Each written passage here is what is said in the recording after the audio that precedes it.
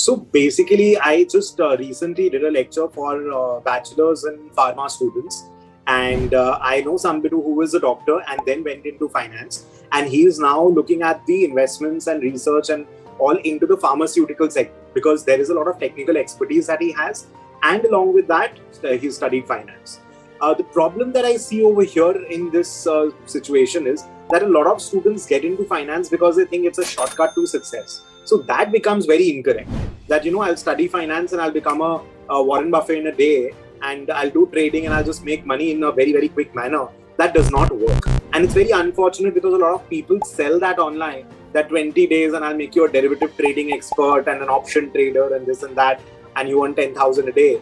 You should be able to shed more light in the sense that how are their brains getting impacted, because they know it is not true. Anybody who's done a 20-day, 30-day short term, whatever, is not going to get hired as a fund manager. You will not invest in that person with a huge amount of your, let's say, your savings for retirement. But still people get lured into it.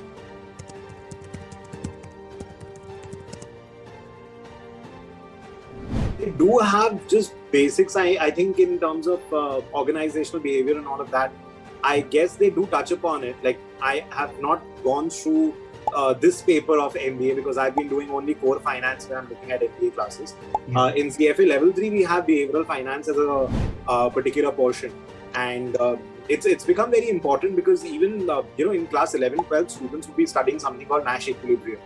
And then I was just going through this book, Chris Voss's book, Never Split the Difference. And that's on negotiation and how it works. Then there's another one I read, Robert Greene's 48 Laws of Power.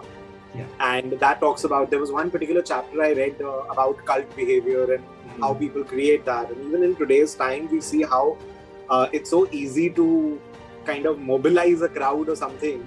I think, yes, psychology and the behavioral aspect in terms of decision making is something that needs to be probably widened in terms of the curriculum.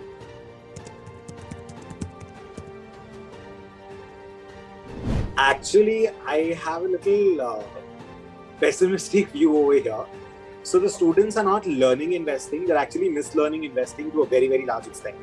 And that is because there are more actors today on social media talking about investments rather than investors, wealth advisors or personal finance managers and all. So that is actually creating more distortion with the kids. And because for a fact, I know people with huge numbers and they're talking incorrect stuff in terms of finance, in terms of investments and all. I have been at discussions together with them and I've seen that there is a lot of misguiding going on.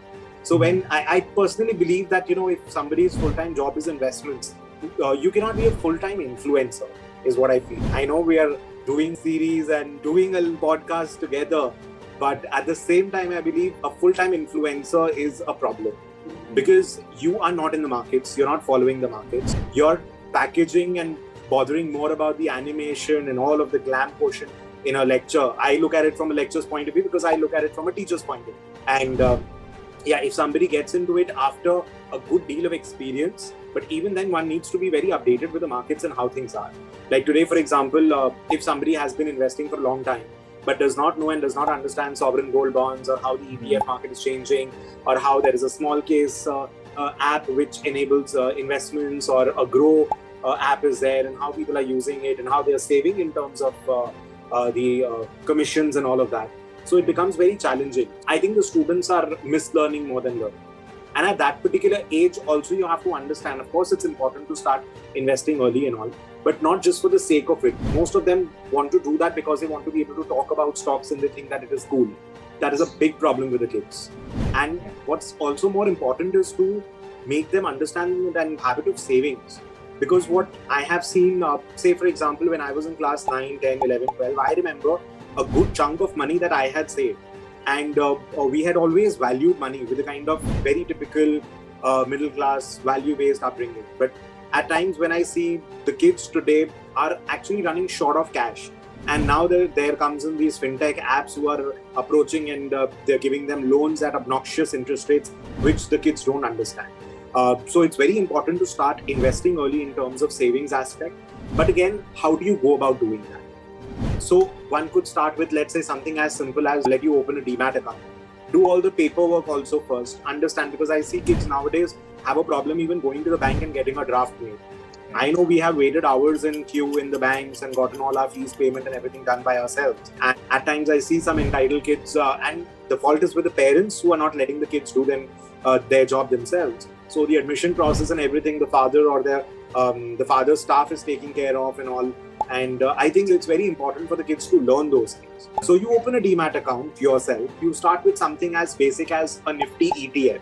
So basically, you're not investing in a stock directly, but you're investing in a broad market index, which comprises of Reliance, ITC, Tata, and all of these blue chip companies. So there is very, very less amount of risk.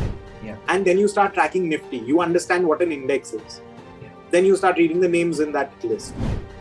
Then you start getting into the habit of reading from the very basics in terms of reading about the stock stories as to what the company does, the story behind it. Yeah. So as an analyst, as an investor, the first thing is the story, the business model that you're selling.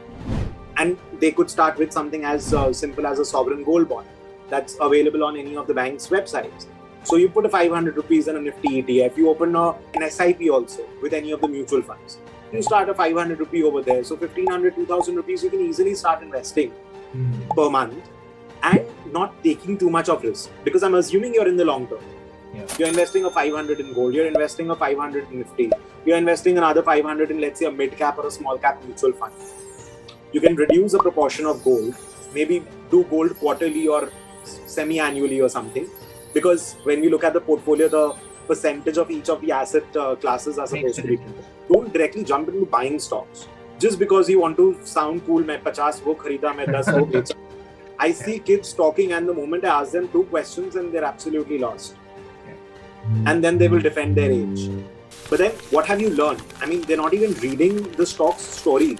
I mean, at least what brand को क्या बेच रहा है, वो biscuit बेच रहा है, paint बेच रहा है, at least the basics you'll have to see.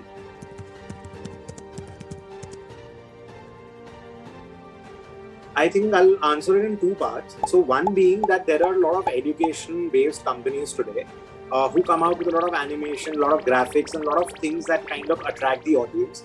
But then when you're, as a teacher, when you're teaching, you need a whiteboard, you need a blackboard, you need to teach as a teacher, and the concepts need to be very, very thorough and very, very strong, the base, the foundation for the student. And it need not be distracting. From what I see, there's a lot of technological overuse, I would say, which is all the more distracting. Of course, we do a lot of case studies and all of that, but that is not gamification per se when I see that. Again, I would not be able to talk from the perspective of a K-12 student. I would be talking about from more of an undergrad, postgrad student's perspective.